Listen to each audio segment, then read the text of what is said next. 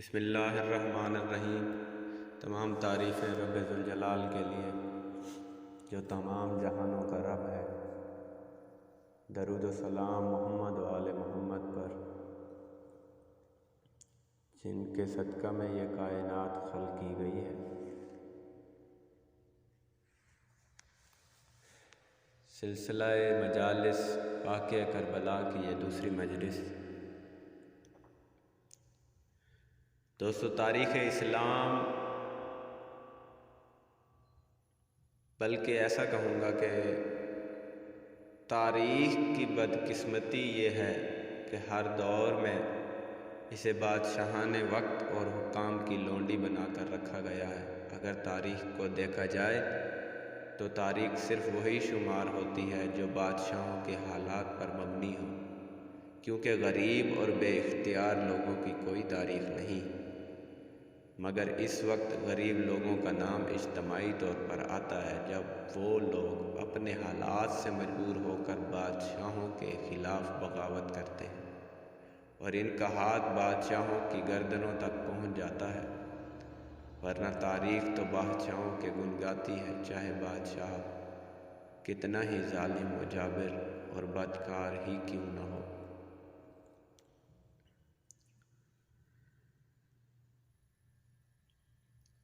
لیکن تاریخ کی یہ مجبوری ہے، یہی صورتحال تاریخ اسلام کی ہے۔ آج بھی ہمیں یزید ملعون کے کئی وکلاء بلا اجرت نظر آتے ہیں جو یزید کو نعوذ باللہ اسلام کا اہم فرد اور جنتی ثابت کرنے میں مصروف ہیں۔ اس کے لیے وہ اس حدیث کو دلیل بناتے ہیں جس میں فرمایا گیا تھا کہ جو لشکر روم پر حملہ کرے گا وہ جنتی ہو۔ یہ حدیث لکھنے کے بعد وہ فرعون شام کے بارے میں لکھتے ہیں کہ اس نے شام سے روم لڑنے کے لیے لشکر روانہ کیا تھا۔ یزید ملعون خود روم کی جنگ میں شریک ہوا تھا، اس لیے نعوذ باللہ وہ جنتی ہے۔ اسی وجہ سے میں یہ مناسب سمجھتا ہوں کہ اس حقیقت کے بارے میں انتہائی اور ناگزیر اختصار سے عرض کر کے سلسلہ بیان کو آگے بڑھاؤں تاکہ آپ کو کچھ نہ کچھ حقیقت معلوم ہو جائے۔ واقعہ یہ ہے کہ معاویہ اپنے دور میں اسلامی اسٹیٹ پر حکومت قائم رکھنے کے لیے قیصر روم کا محتاج تھا، یعنی اس سے مدد لیتا تھا اور خفیہ طور پر اسے خراج بھیج دیتا تھا، جو ایک سال زر خالص کی شکل میں ہوتا تھا اور دوسرے سال مسلمانوں کی لڑکیوں کی صورت میں۔ یہ خراج جاتا تھا اور رومی مال تجارتی بیڑے کے نام پر دمشق آتے تھے، اور وہاں سے وہ سونا چاندی یا نوجوان لڑکیاں روم لے کر جاتے تھے۔ فرعون شام کی موت سے ایک سال قبل ہوا یہ کہ شام کا ایک لڑکا جس کا نام تمیمی تھا، اس کا تمیمی خاندان سے تعلق نہ تھا بلکہ اس کا نام ہی تمیمی تھا۔ یہ لڑکا فرعون شام کے ایک وزیر کی لڑکی پر عاشق تھا۔ اس لڑکی کا نام زہرہ تھا۔ یہ لڑکی امراء شام کی لڑکیوں میں بڑی ایکٹیو تھی۔ ایک دن اس لڑکی نے امراء شام کی لڑکیوں سے کہا، ہم ساحل شام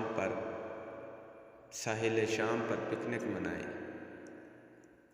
ان کا پروگرام بنا تو یہ اطلاع شام کے نوجوانوں کو بھی ہو گئی۔ ان کو تمیمی نے کہا کہ ہم بھی شام کے ساحل پر پکنک منائیں گے۔ المختصر ان کا پروگرام بن گیا۔ اس دن ساحل سمندر پر ایک طرف لڑکیاں سمندر کی لہروں سے کھیل رہی تھیں، دوسری طرف لڑکے ہنگامہ کر رہے تھے۔ روم کی طرف سے ایک بحری جہاز آتا ہوا دکھائی دیا اور وہ جہاز آ کر لنگر انداز ہو گیا تو لڑکیوں نے سوچا وہ بھی جہاز کو قریب سے دیکھے۔ جب وہ جہاز کے قریب پہنچی تو جہاز سے چند رومی فوجی اترے۔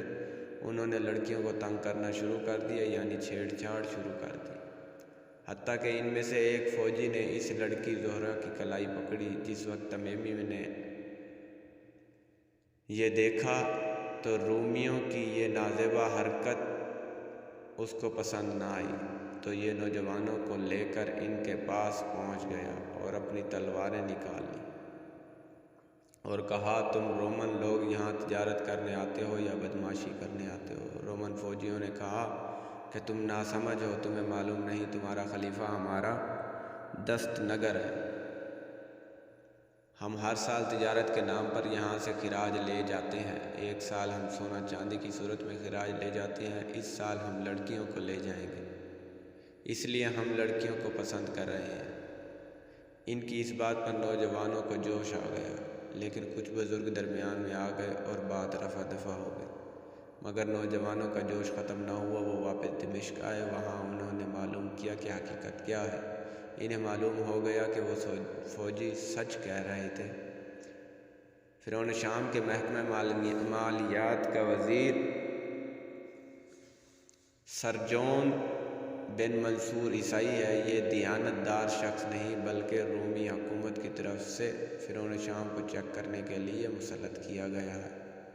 ان نوجوانوں نے دمشق میں ہنگامہ کھڑا کر دیا، فرعون شام سے کرسی چھوڑنے کا مطالبہ کیا اور کہا کہ اس سال رومیوں کو کچھ بھی نہ دیا جائے، جو بھی ہوگا دیکھا جائے گا۔ فرعون شام بہت مکار آدمی تھا۔ اس نے نوجوانوں سے کہا کہ میں تو روم سے لڑنے کی طاقت نہیں رکھتا، اس لیے مسلمانوں کی جان اور ناموس کی حفاظت کی خاطر سب کچھ کر رہا ہوں۔ اگر آپ لوگ کچھ کر سکتے ہیں تو میں ساتھ ہوں، میں ہر ممکن مدد کروں گا۔ یہ اس کی ایک چال تھی، یعنی وہ نوجوانوں کو رومیوں کے ہاتھوں سے مروانا چاہتا تھا۔ اس کا خیال تھا کہ یہ نوجوان مر گئے تو اس کی کرسی کے دشمن مرے، اگر رومن مر گئے تو پھر بھی اس کے دشمن مرے۔ فرعون شام نے نوجوانوں سے کہا کہ میں تمہاری مالی امداد کروں گا، فوجی امداد میرے پاس نہیں ہے۔ اس تمیمی نوجوان نے مدینہ آ کر رسول اللہ صلی اللہ علیہ وآلہ وسلم کے صحابی جناب ابو ایوب انصاری کو تمام صورتحال سے آگاہ کیا تو انہوں نے فرمایا کہ میں نے حدیث سنی ہے کہ جو لشکر روم پر حملہ کرے گا وہ جنتی ہو۔ میں اپنی ضعیفی کے باوجود آپ سب کے ساتھ روم جانے کے لیے تیار ہوں، مگر ہم روم پر حملہ کرنے کے لیے بحری بیڑے کی ضرورت ہوگی۔ تم شام جا کر بحری بیڑا تیار کرو۔ ان نوجوانوں نے آ کر ایک بحری بیڑا تیار کروایا اور سامان رسد کے لیے 7 کشتیاں تیار کریں، اور جس وقت یہ بحری بیڑا تیار ہو گیا تو اس پر سوار ہو کر روم پر حملہ کرنے کا پروگرام بنایا گیا۔ اس بحری بیڑے کا نام رکھنے کا واقعہ کچھ یوں ہے کہ جس وقت بیڑا تیار ہوا تو اس لڑکی زہرہ نے اپنے خون سے لکھا زہرہ، جس کی وجہ سے سب سے پہلے بحری بیڑے کا نام زہرۃ الروم رکھا گیا۔ جس وقت یہ نوجوان جناب ایوب انصاری کی سرپرستی میں روم پہنچے تو انہوں نے وہاں جا کر استنبول کا محاصرہ کیا۔ مشہور مورخ ابن کثیر دمشقی بھی اس لشکر کے ساتھ تھا۔ وہ اس محاصرے کے بارے میں لکھتا ہے کہ یہ محاصرہ 3 ماہ تک جاری رہا۔ شام کی طرف سے کوئی سامان رسد نہ پہنچا، جس کی وجہ سے سامان خوردنوش ختم ہو گیا۔ اس وقت میرے پاس لاکھوں دینار کی قیمت کا ایک یاقوت تھا، میں نے وہ یاقوت دے کر ایک پیاز حاصل کیا۔ بھوک کا یہ عالم تھا کہ اس کی بیوی نے اسے موت سے بچانے کے لیے اپنی ران کے گوشت کا ٹکڑا کاٹ کر اسے کھلایا، جس سے اس کی جان بچ گئی۔ عام طور پر فرعون شام کو اس کا کریڈٹ دیا جاتا ہے کہ فرعون شام نے سب سے پہلے اسلامی بیڑا تیار کروایا تھا، مگر اس کی حقیقت یہ ہے۔ اس محاصرے میں جناب ایوب انصاری بھوک کی وجہ سے خالق حقیقی سے جا ملے۔ ان کی مزار آج بھی استنبول کے قلعہ کی دیوار کے ساتھ ہے۔ حقیقت یہ ہے کہ جس وقت جناب ابو ایوب انصاری استنبول میں بھوک اور پیاس کی وجہ سے جان دے رہے تھے، اس وقت یزید ملعون معرۃ النعمان میں عیاشی میں مصروف تھا۔ کبھی تاریخ زہرۃ الروم پڑھ کر دیکھیں۔ جو نوجوان روم سے جنگ لڑنے کے لیے گئے تھے، ان میں سے کوئی بھی زندہ واپس نہ آیا، اور یہ یزید ملعون شام سے لشکر اسلام کی مدد کے نام سے روانہ ہوا، مگر راستے میں عیاشیوں میں مصروف رہا، اور اسی دوران اس کو باغ کی بیماری کی اطلاع ملی تو یہ شکر ادا کرتا ہوا واپس آ گیا، مگر دمشق کے باہر جبل جولان میں شکار کرنے میں مصروف ہو گیا۔ کئی لوگوں نے یہ لکھا ہے کہ یہ شہر مروہ تک گیا تھا اور وہاں سے واپس آ گیا۔ دوستو آپ خود سوچیں کہ لشکر روم جس کے لیے جنت کی بشارت دی گئی تھی، اس سے یزید ملعون کا کیا تعلق ہے، اور یہ سوچیں کہ اس تعلق کی بنا پر اسے اسلامی فوج کا حصہ کہا جاتا ہے۔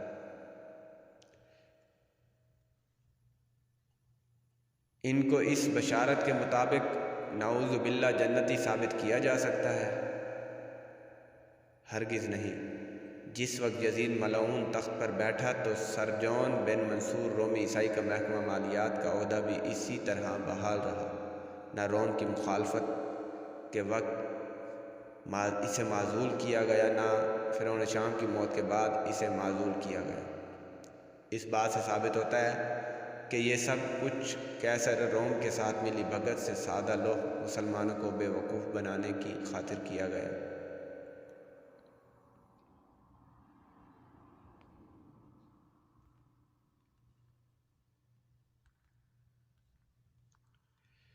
جب یزید ملعون برسر اقتدار آیا تو مختلف علاقوں کے گورنروں کے نام خط لکھے گئے۔ ایک خط خراسان کے گورنر قیس بن حیثم السلمی کو لکھا گیا۔ جس وقت اس نے یزید کی بیعت لینے کا ارادہ ظاہر کیا تو اہل دستی نے انکار کر دیا، کیونکہ وہ یزید کے کردار سے آشنا تھے۔ جب بغاوت ہوئی تو قیس نے ان کے ساتھ لڑنے سے انکار کر دیا، کیونکہ وہ ایک کمزور گورنر تھا۔ اس کے بعد وہاں مسلم بن زیاد کو گورنر بنا دیا گیا، جو عبید اللہ ابن زیاد ملعون کا بھائی تھا۔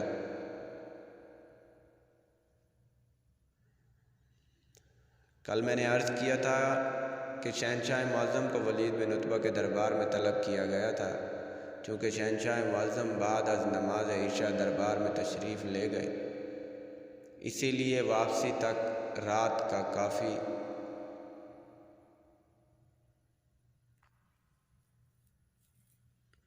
گزر گئی تھی۔ وہاں سے واپس آ کر شہنشاہ معظم نے تمام ہاشمی جوانوں کو اپنے گھروں کی طرف روانہ کیا۔ یہ 27 رجب المرجب کی رات تھی۔ اس رات ولید بن عتبہ نے عبداللہ ابن زبیر کی طرف آدمی روانہ کیے، مگر وہ نہ آیا۔ پھر ولید نے اسے گرفتار کرنے کے لیے 40 فوجی بھیجے اور ان کو حکم دیا کہ اگر وہ نہ آئے تو گھر میں داخل ہو جائیں اور اسے گرفتار کر کے دربار میں لے آئیں۔ جب 40 فوجی گئے تو اس کے بھائی نے ان سے کہا کہ وہ شدید بیمار ہے، کل وہ دربار میں حاضر ہو جائے گا، لیکن فوجی نہ مانے تو وہ خود فوجیوں کے ساتھ دربار میں پہنچا اور ولید سے کہا کہ میرا بھائی عبداللہ بیمار ہے، میں اس کا علاج کر رہا ہوں، اسے آنے سے انکار نہیں۔ جس وقت عبداللہ بن زبیر کا بھائی فوجیوں کے ساتھ دربار میں پہنچا، اسی وقت عبداللہ بن زبیر مدینہ سے مکہ کی جانب فرار ہو گیا۔ اگلے دن عبداللہ ابن زبیر کے گھر پھر فوجی روانہ کیے گئے تو معلوم ہوا کہ وہ فرار ہو گیا۔ اس وقت عبداللہ بن مطیع عدوی دینوری موجود تھا، جو ابن زبیر کا دست راست تھا۔ فوج نے اسے گرفتار کر لیا اور دربار میں پیش کر دیا۔ ولید نے اسے زندان میں ڈال دیا۔ جب یہ اطلاع عبداللہ بن عمر کو ہوئی تو اس نے ابو جہم بن حذیفہ کے ساتھ کئی دوسرے لوگ ملائے اور ان لوگوں کے ساتھ زندان کا گھیراؤ کر کے اسے آزاد کرا لیا۔ 27 رجب المرجب کی رات شہنشاہ معظم گھر اطہر سے جنت البقیع کی جانب روانہ ہو گئے۔ جب اس وقت گھر اطہر سے جنت البقیع کا قبرستان چند فرلانگ کے فاصلے پر تھا، یعنی کم فاصلے پر تھا۔ شہنشاہ معظم نے رات کا باقی حصہ وہاں گزارا۔ یہ فطرت ہے کہ دکھوں میں ماں کی یاد شدت سے آتی ہے، اس لیے امام مظلوم پاک بی بی کے مزار پر سر رکھ کر فرماتے ہیں، ماں دیکھو، آج آپ کا لاڈلا بیٹا حسین آپ سے آخری وداع کے لیے آیا ہے۔